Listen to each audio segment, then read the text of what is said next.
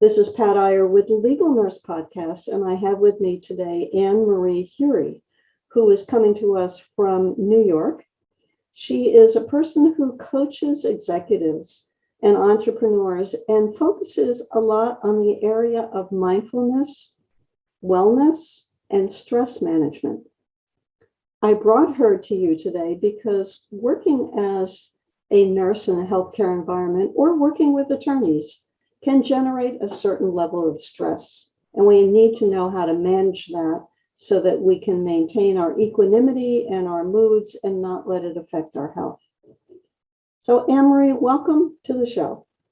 Thank you very much. And I think you have a strong purpose, and I just love what you're doing for your audience. Well, thank you. I know when you and I first talked, you told me that you were involved in computer games, which certainly relieves stress. And knowing from my son, who created his own computer game, I know that one of the goals is to make, at least to engage people, make them happy or keep them active. How do you go from computer games into becoming interested in stress management? Life happens. And I had this fabulous career traveling all around the world. I was one of the first women in the industry, so I was privileged to speak in South Korea or Europe, and it was so much fun, and it was stressful. But nothing prepared me for the stress of my dad having Alzheimer's and my mom having Lewy body dementia. And my world changed. I wasn't expecting that. Nobody expects these things. But when you're the family caregiver, and now instead of working with high-tech professionals, you're working with nurses and doctors and different health environments, you need to get up to speed quickly. And not knowing how to talk other people's language can be very, very stressful, as well as for the person you're taking care of. It sounds to me like their illness then changed your career. You were not able to continue in that job because of their needs. Is that what I'm understanding? Exactly, because if you're in the computer game or software industry, that is a career. You do that job 24/7, even if it's wonderful and you love it. But then if you're taking care of someone, that's a 24/7 job as well. So you have to put yourself out there. And the way I did it is I used some of my skills from computer game development and digital media, and I transformed that. I started to help other caregivers. I worked with Alzheimer's Association, Parkinson's Association, and different groups to get the message across to start helping family caregivers and people in the profession that I found were so stressed out and needed help. But I always had a mindfulness practice, and I pray, and I had that for many, many years. So it wasn't like it was an overnight transition. I called on the tools that I had. Can you talk a little bit about the stress that caregivers can experience in their roles? 67% of primary family caregivers who take care of loved ones with dementia end up passing away before the person they're taking care of. Think about that. That's a statistic that has come out of the National Institute of Health. It's known through the Alzheimer's Association. That is outstanding. And 90% of family caregivers admit to being depressed. People who are family caregivers, they don't take care of themselves first because they're taking care of someone else. And if you don't put yourself first, it's like, putting water into a pitcher and then there's no water left to put it out to anybody else. So that's really so important to take care of yourself first, but family caregivers don't do that. I know even with my mom, when she was taking care of my dad with Alzheimer's, she couldn't even go to the bathroom by herself because he would be behind her knocking on the door. Where are you, honey? Where are you, honey? So you need that time for yourself and you get so stressed out. And can you imagine? I even see it in nursing homes with nurses and aides and doctors who are exposed to that all of the time. And if they don't take care of themselves, they just get burned out very quickly. There was a woman in my church who was a aide for a woman in a nursing home. She followed this woman into the nursing home when the woman's needs increased. And the woman she was taking care of had dementia, and she would ask the same question over and over and over and over and over again. And finally, one day, my church friend just snapped and shouted at her. Oh, yes. And she lost her job on the spot. They said that was verbal abuse, and she was fired.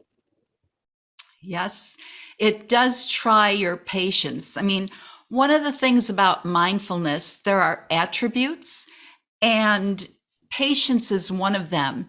And I think it's important, people often think that mindfulness is something that's woo-woo, and I especially hear that in corporate workplaces.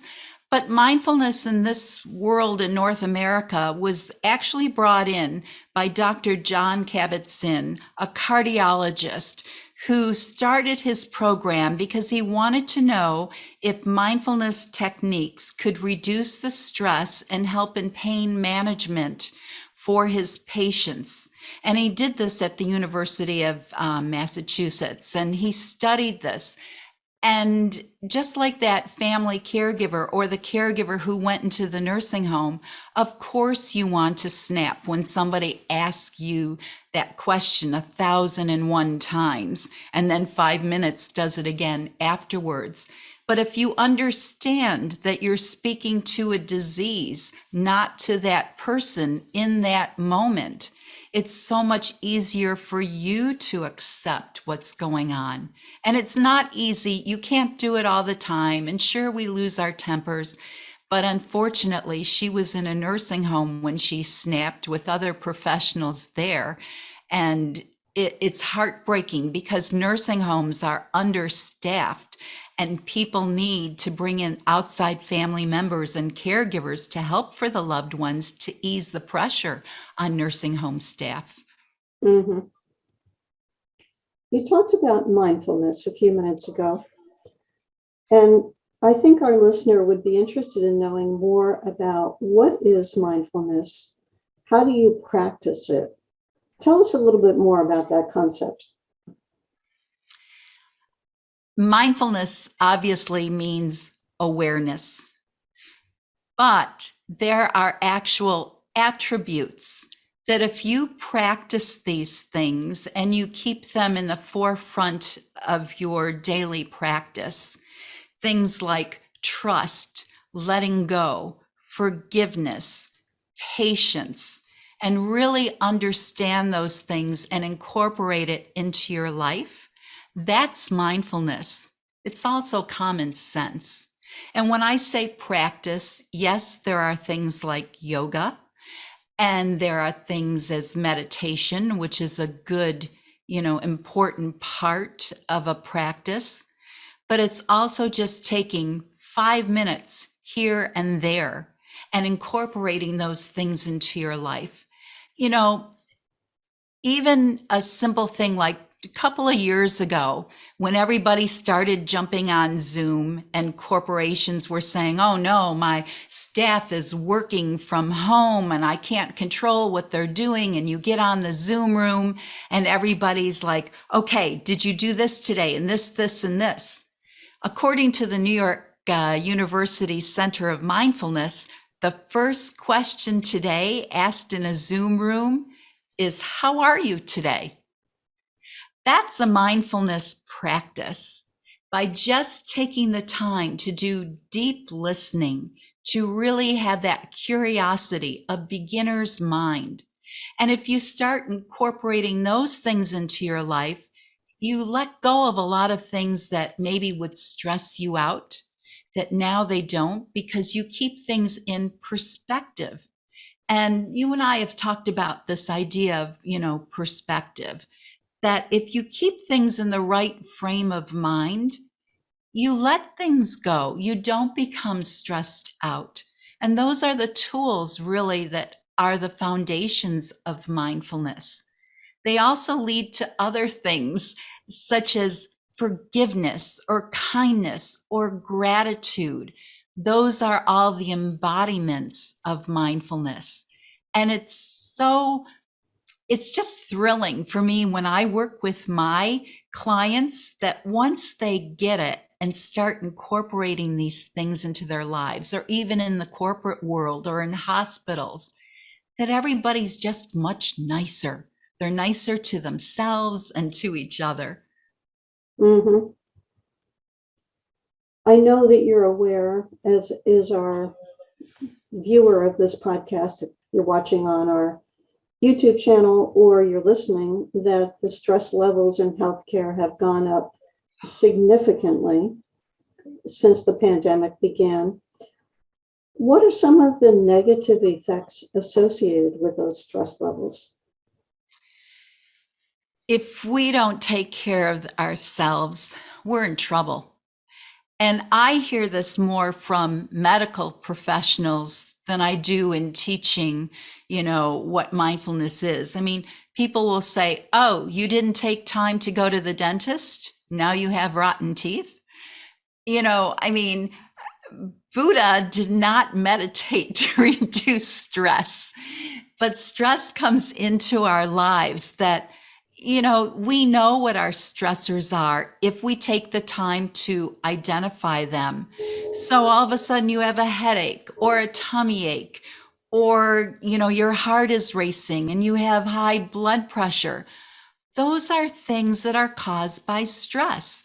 And if you listen to Dr. Deepak Chopra or Rudy Tanzi, that 90% of all illnesses are caused by stress that we can control. And sure, there's other stresses that are environmentally related, or it could be a car accident, but we can control our stress.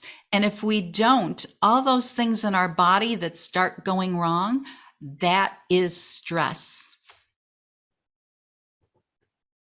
What would you say to somebody who is looking for a technique to learn to handle that stress? There are so many. I'll come back for another podcast. But I think the simple thing is just taking time to be aware of where you are at the present moment.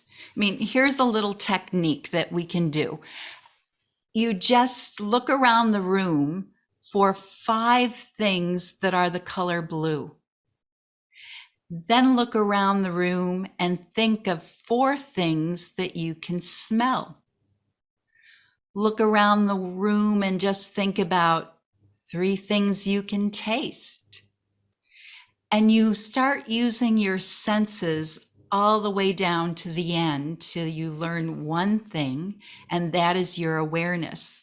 And I always say, take out your hands and your thumbs and remember this little phrase: peace begins with me. And this is a symbol that when you're meditating, that you anchor yourself. It's taught to children in schools. I know even in hospitals, one thing that I have a doctor friend from India, and she teaches medical students, and she always says, between patients, wash your hands, stand in front of their door in the hospital, and take a deep breath. Just clear yourself from what you just saw in the other room. Know that you're going to be seeing a new patient, and just practice that present moment awareness where you give all of yourself to that patient in the present moment. Mm-hmm. Boy, it's so easy to get distracted, isn't it? Oh, to it certainly be is. thinking about what you should be making for dinner instead of the conversation that you are engaged in. Exactly. And we do it all the time, the monkey minds. But it's surprising, like even during the day, all of a sudden I go, enough. And I struggle with a computer problem or something, and I'll go sit in the chair and I have one of those back massagers and it's timed for 10 minutes and I Hmm. turn it on and I just, and that's it. And the other thing that you can do is sing to yourself, hum, sing happy birthday 3 times. That humming is the embodiment that you feel that relaxes your body. Here's the other thing. Tell yourself a joke. Make yourself laugh because that triggers off your vagus nerve that sends a signal to your brain Mhm. that we should be happy campers. And it sounds so silly, but it works. So just try some of these things throughout your day. Laugh at something, get a colleague and say, oh, did you see so and so's clogs today while they were working on the floor? Aren't they silly? And you'll just have a good laugh. It's amazing what you can do to reduce your stress levels. I find that if I go to YouTube and I look for those videos of bloopers or fails, I think they're called, that those relax me and I enjoy somebody else's misfortune, person who falls into the lake fully dressed, for example, who had not planned on going into the lake. Those are great examples of things that are funny for me. Before we continue with the show, I'd like to share this special announcement with you.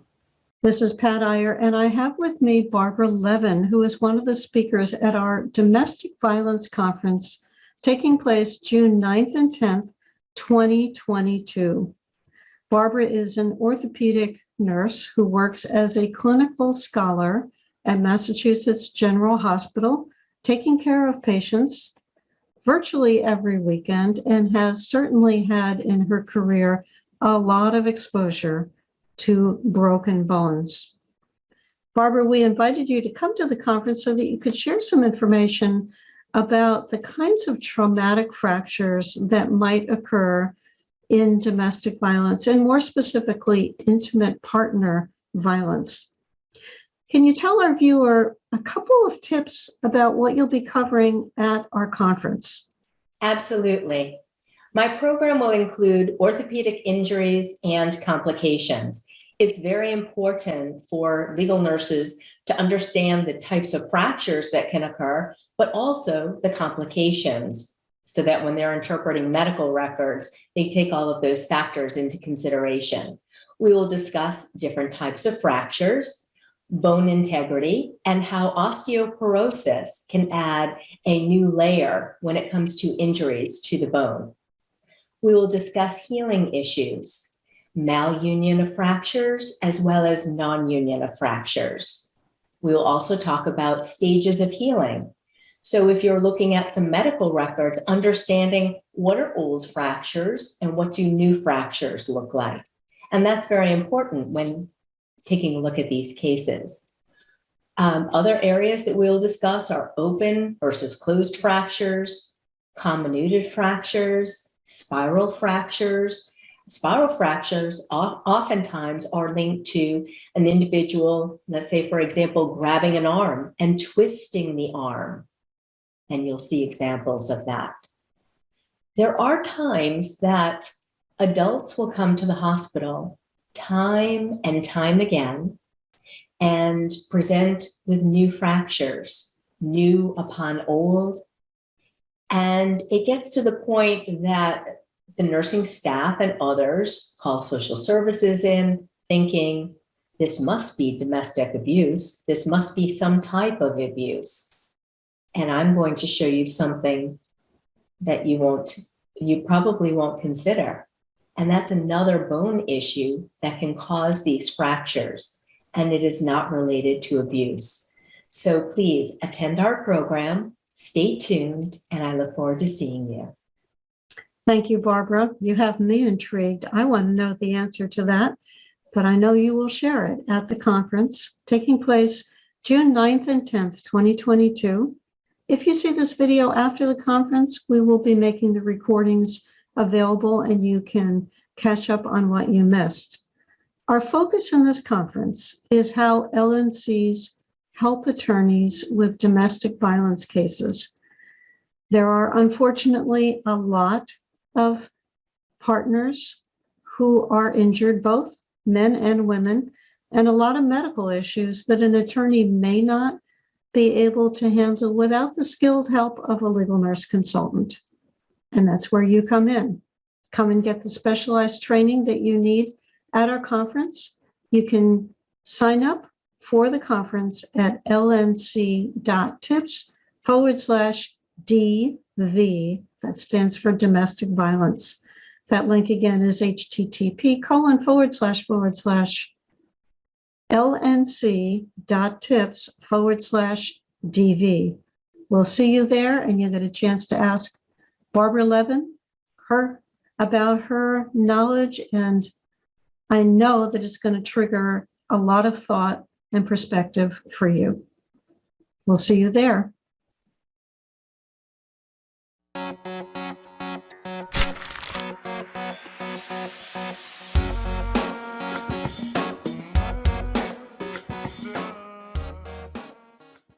Now let's return to the show.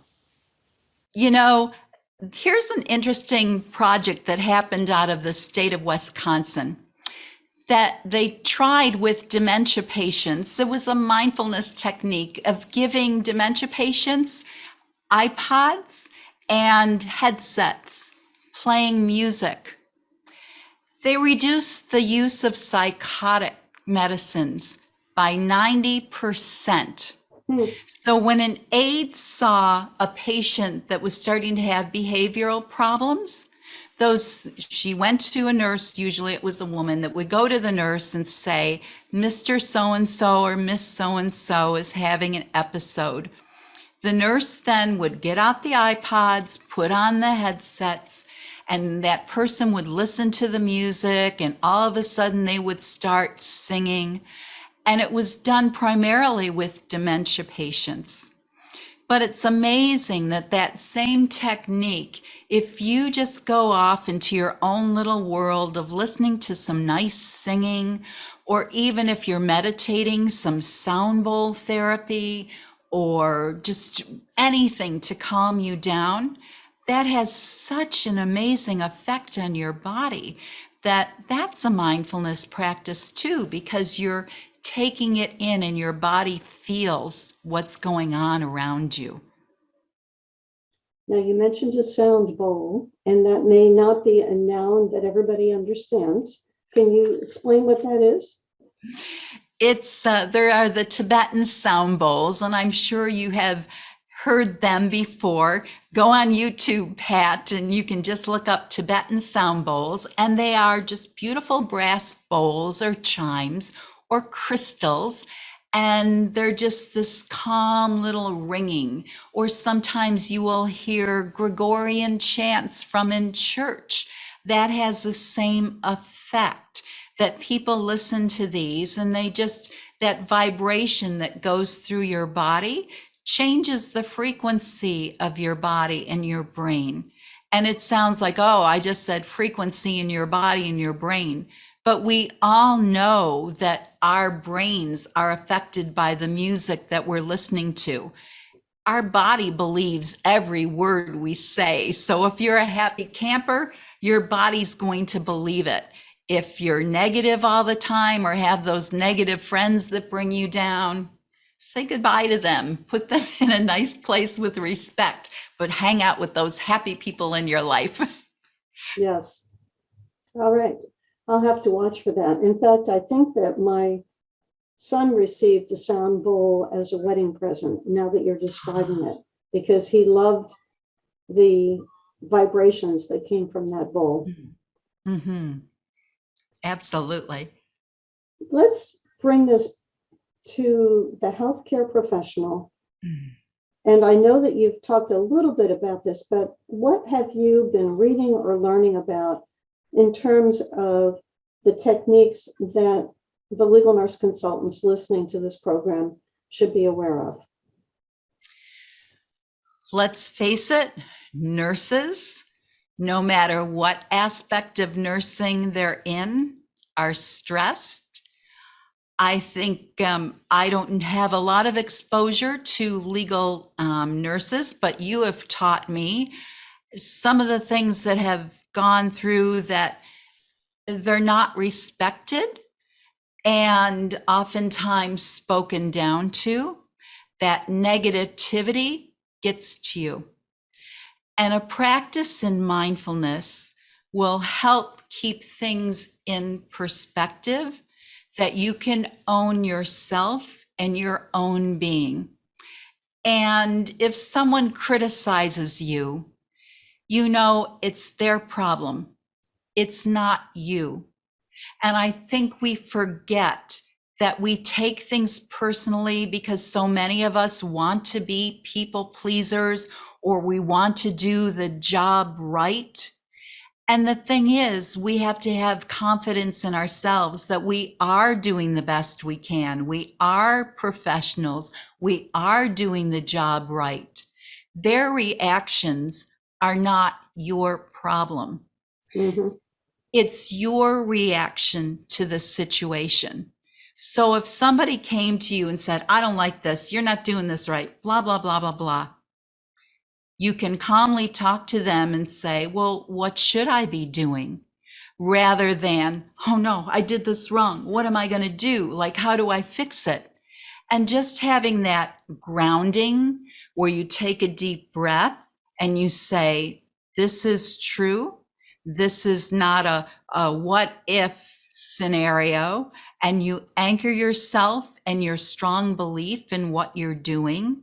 You know that that arrogance is not you. That arrogance, or maybe the way you were spoken to, comes from someone else. It's their perspective. Maybe they had a bad day. Maybe they're nervous. You can't control them, but you can control your own emotions and your perspective to someone else.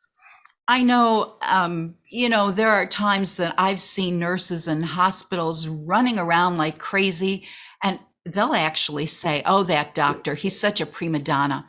Let's be honest here. We hear these things all the time.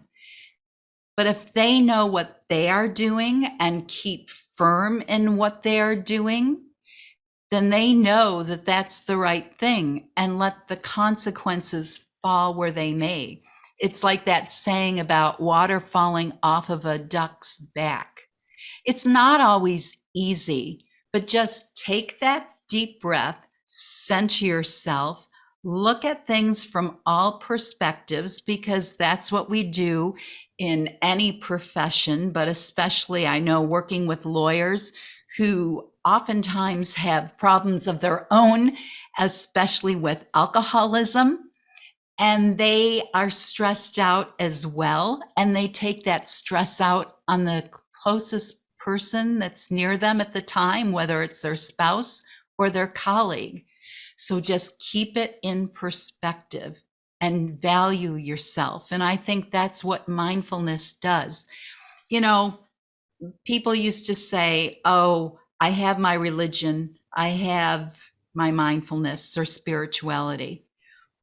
The truth is, when you meditate and you take care of yourself and you go inwards, that's a very spiritual practice for anyone. When you touch yourself and touch your own soul. And once you do that and you strengthen your skill and you talk to your God, universe, source, whatever you want to call it, it is a sacred moment. And then we believe in ourselves and we honor those people around us, even if they're not performing at the best that they can be. Mm-hmm.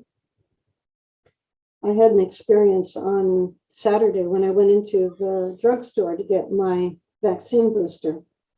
And there was a man sitting next to me who was very agitated. And there were two people in the drugstore. One person was answering the phone, taking care of the drive-up people, and the other person was taking care of the people in line to buy things and pick up prescriptions. And one of those two had to be the one to give the vaccines.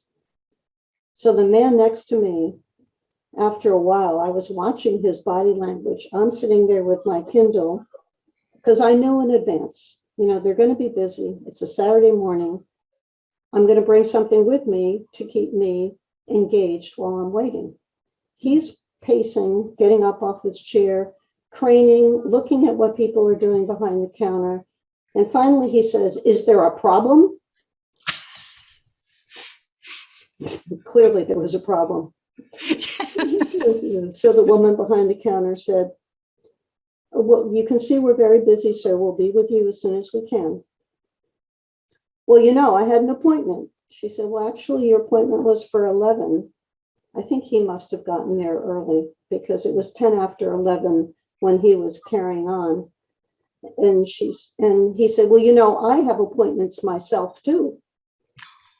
And she said, "Well, you're very welcome to go to your other appointments if you want." Well, that stopped him. And then she came out a few minutes later and she gave him his vaccine and told him to stay there for 10 minutes. And he couldn't do that. He had to pace around. Then she looked at me and I handed her my vaccine card and she said, "Thank you very much for being patient. I appreciate that." I said, "No problem." She said, "Happy Easter. I hope you have a nice weekend. You too. Thank you again for being patient." And I thought, what a difference in her demeanor towards him and her demeanor towards me. And the difference was how I interacted with her compared to how he interacted.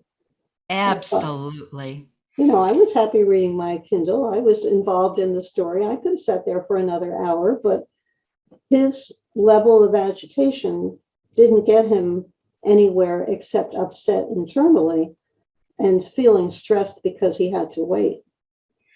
And our body has something called mirror neurons. And anybody who witnessed that interaction with that man and that nurse, probably, or pharmacist, tech, whoever gave the vaccine, probably felt agitated, that he was agitated.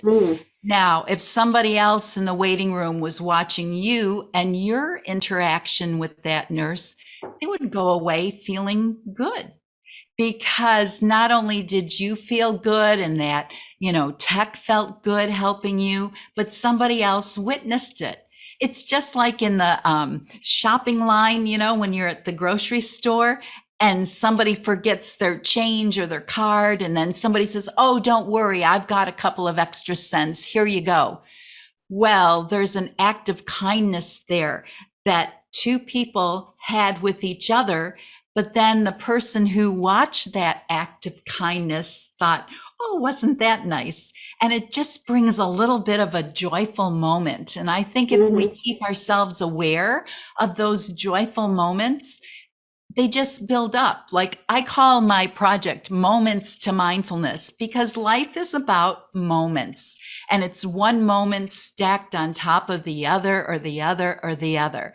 And I know today I will be thinking about my conversation with Pat and I will be on a high.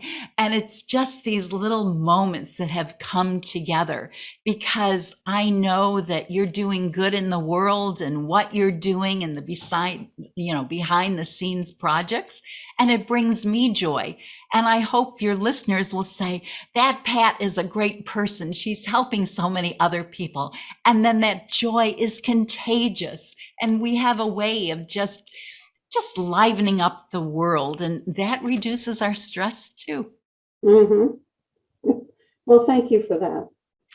And tell our listener how he or she can find out more about you and the services that you offer. I have a website, I spend more time on me than I do my website. It's a work in progress, as they say. But if you go to momentstomindfulness.com, you will see some of the events that I have coming up. I've got one on creativity and mindfulness. If you can't attend, you can buy the recordings and you will learn from experts on stress reduction, from doctors to creativity muses. I also have a free book that you can download that gives you the overall big picture on what mindfulness is about. And once you're on my mailing list, you'll hear about my courses, and I go into corporations anywhere from game developers to nursing homes or hospitals. And I work with people in my course and coaching program to ultimately reduce your stress and just have a more enjoyable life, because that's really what it boils down to. Well, thank you, Anne Marie. I know that our listener has gotten some tips from this conversation, might even feel a little calmer and a little less stressed. Take some deep breaths. Think about techniques that you can use to incorporate in your life to handle the inevitable stresses that can arise. And be sure to come back next week for a new show, new guest, new topic. Thanks so much. Thank you. I'm Pat Iyer, and I'm bringing to you Chelsea Harris, who works as an in-house legal nurse consultant. We finished her podcast, and I wanted to share with you some of the key points that Chelsea covered. You'll have an opportunity to get a feel for the information that she will share with you in her podcast. Chelsea, let's entice our reader, our listener, a little bit. What were some of the key things that we talked about in your show?